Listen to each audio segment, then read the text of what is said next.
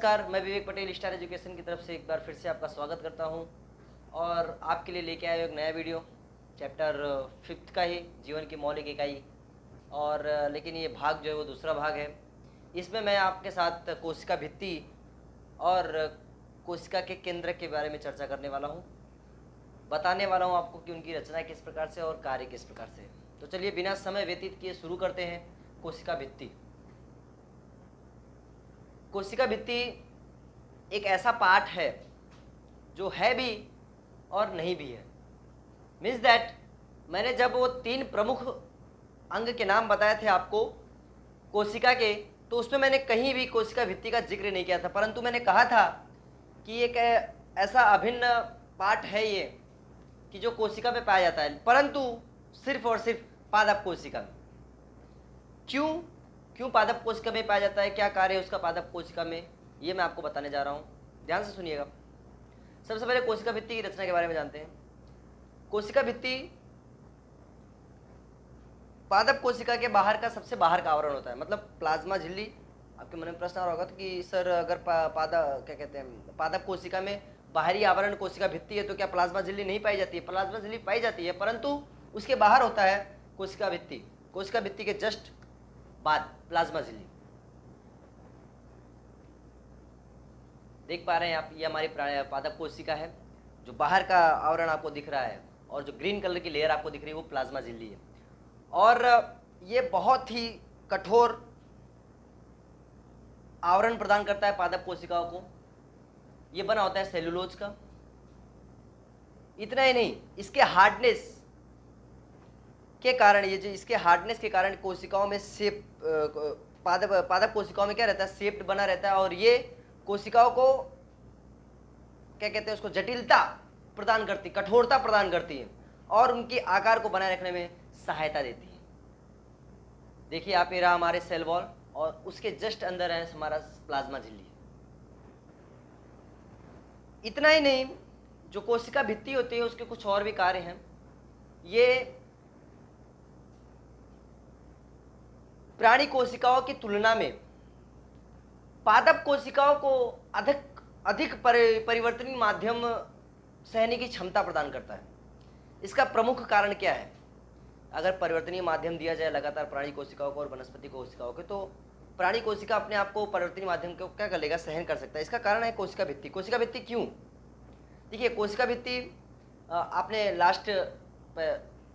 पिछले भाग में आपने पढ़ा कि किस प्रकार से प्लाज्मा झिल्ली द्वारा कोशिकाएं पानी को अवशोषित करती है और पानी को निकालती है। तो पानी निकलने के बाद और अवशोषित होने के बाद मैंने बताया कि जब अल्प परासरण दाबी में पानी बाहर निकलता है तो कोशिकाएं सिकुड़ जाती हैं। तो कोशिकाएं सिकुड़ जाती हैं और जब पानी का अवशोषण होता है तो कोशिकाएं फूल जाती हैं। तो जब कोशिकाएं सिकुड़ती है और फूलती है तो उनके आकार को, उनके शेप को मेंटेन करने के लिए कोशिका भित्ति कार्य करती है। और माध्यम परिवर्तन होने के बावजूद भी कोशिकाएं उसी प्रकार से स्थिर रहती है, उसी प्रकार से व्यवस्थित रहती हैं। इसका मेन कारण कौन है? कोशिका भित्ति। मतलब अंदर से कोशिकाएं फूल रही, फोर्स लगा रही, तो कोशिका भित्ति क्या उनके ऊपर भी फोर्स लगा देता है। फोर्स लगाकर उनको क्या रहता है, शेप में रखता है। और इस प्रकार से पादप कोशिकाएं जो हैं वो प्राणी कोशिकाओं की तुलना में अधिक परिवर्तनीय माध्यम झेलने के लिए अधिक परिवर्तनीय माध्यम झेल सकती हैं या सहन कर सकती हैं। प्रश्न पूछा भी जा सकता है, इसका कारण बताइए कि क्या कारण है, तो आप इस प्रकार से डिस्क्राइब कर सकते हैं। आगे हम पढ़ते हैं केंद्रक के बारे में, जो कि ऐसा कहा जाए कि हमारी कोशिका की राजधानी है, हमारी कोशिका का हेडक्वार्टर है। वहाँ से सभी जितने भी ऑर्गेनल्स यानी क्या कहते हैं कोशिका अंगक हैं, उन सभी का कंट्रोल होता है,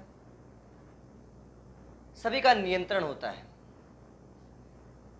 तो बहुत ही रुचिपूर्वक होगा केंद्रक के विषय में जाना। चलिए शुरू करते हैं।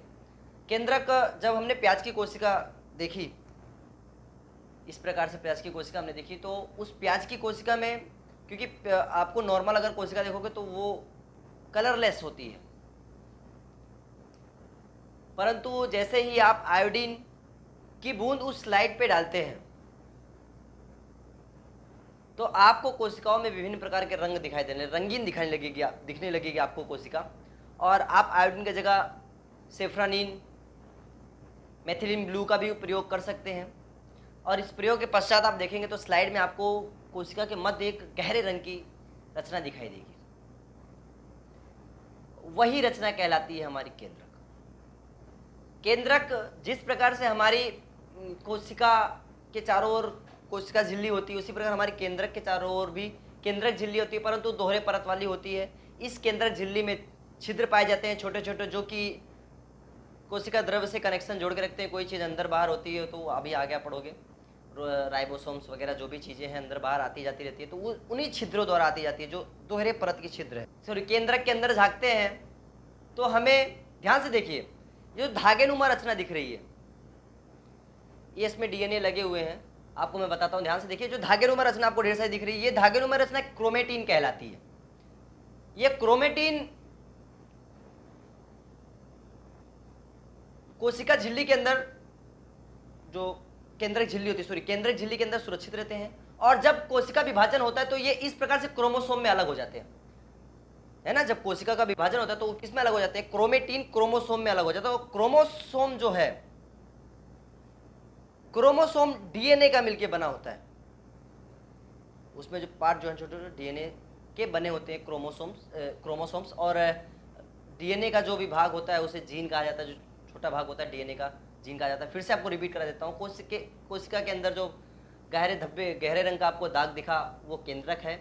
उसके चारों ओर केंद्रक झिल्ली पाई जाती है, दोहरे परत वाली, जो कि केंद्रक से अंदर से चीज़ों का आवागमन कराने के लिए जवाबदार होती है। केंद्रक के अंदर क्रोमेटिन पाए जाते हैं, धागेनुमा रचना। क्रोमेटिन जब कोशिका विभाजन का समय होता है तो वो क्रोमोसोम में विभाजित हो जाते हैं। और क्रोमोसोम किसका बना होता है? डीएनए का बना होता है।